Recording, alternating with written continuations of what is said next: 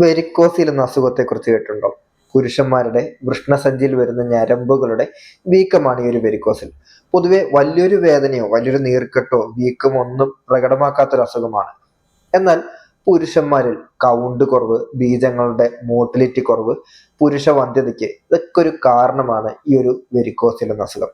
ഇത്തരം ബുദ്ധിമുട്ടുകളുമായിട്ട് വരുന്നവരിൽ വൃഷ്ണസഞ്ചി സ്കാൻ ചെയ്യുമ്പോഴായിരിക്കാം ഈ ഒരു വെരിക്കോസിൽ ഉണ്ടെന്ന് കണ്ടെത്തുന്നത് തന്നെ.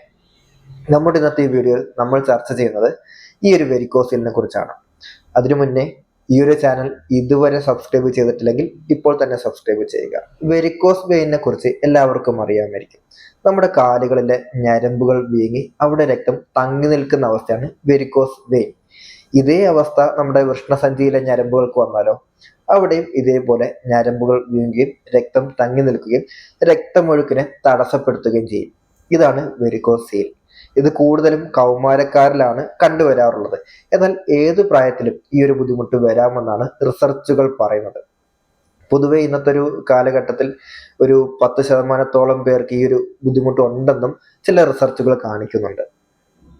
വെരിക്കോസിലിന്റെ കാരണം നോക്കിക്കഴിഞ്ഞാൽ ഈ ഒരു വൃഷ്ണങ്ങളിൽ നിന്നും രക്തം തിരിച്ചെടുക്കുന്ന വെയിനുകൾ അല്ലെങ്കിൽ സിരകൾക്ക് വരുന്ന വാൽവുകളുണ്ട്. ഈ വാൽവിന് വരുന്ന പ്രശ്നങ്ങളാണ് അവിടെ രക്തം കൂടിക്കിടക്കാൻ അല്ലെങ്കിൽ തങ്ങി നിൽക്കാൻ കാരണമെന്ന് കണ്ടെത്തിയിട്ടുണ്ട്.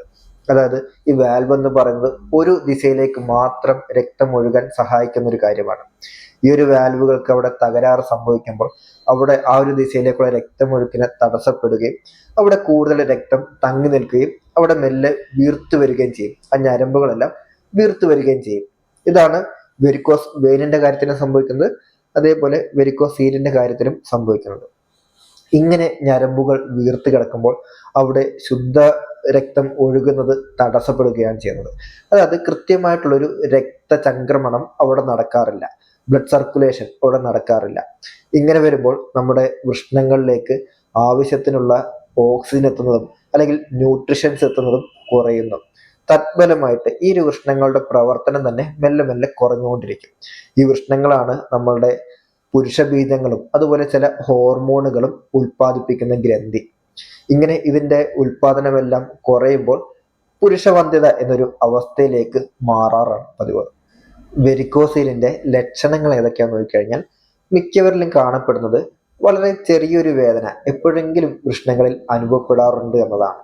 അതായത് ഓടുമ്പോഴോ ചാടുമ്പോഴോ അല്ലെങ്കിൽ ഭാരം ഉയർത്തുമ്പോഴോ കൂടുതൽ എന്തെങ്കിലും ജോലികൾ ചെയ്യുമ്പോഴോ എല്ലാം ഈ ഒരു വൃഷ്ണങ്ങളിൽ ചെറിയൊരു വേദന അല്ലെങ്കിൽ ഒരു കടച്ചിൽ പോലെ അല്ലെങ്കിൽ ഒരു കഴയ്ക്കുന്നത് പോലെ ഒരു അവസ്ഥ, ഒരു വേദന അവിടെ തോന്നാറുണ്ട്.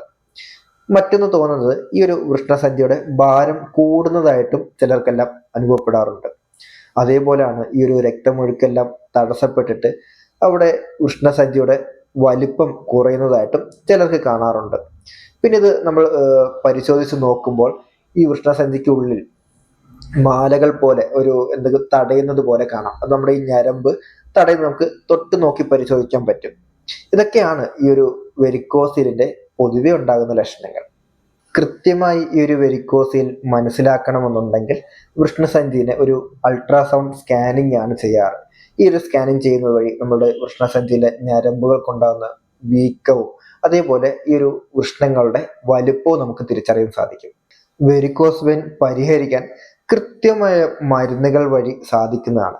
കൃത്യമായ മരുന്നുകളും അതിനനുസരിച്ചുള്ള ചെറിയ വ്യായാമങ്ങളും ഭക്ഷണത്തിലെ ചെറിയ മാറ്റങ്ങളും വരുത്തുന്നത് വഴി നമുക്ക് ഈ ഒരു വെരിക്കോസ് വെയിൻ എന്ന അവസ്ഥ പൂർണ്ണമായും പരിഹരിക്കാൻ സാധിക്കും. വെരിക്കോസിലിനെ കുറിച്ചുള്ള ഈ ഒരു അറിവ് നിങ്ങൾക്ക് ഉപകാരപ്രദമാണെന്ന് തോന്നുവാണെങ്കിൽ മറ്റുള്ളവരുടെ അറിവിലേക്കായി ഷെയർ ചെയ്യുക.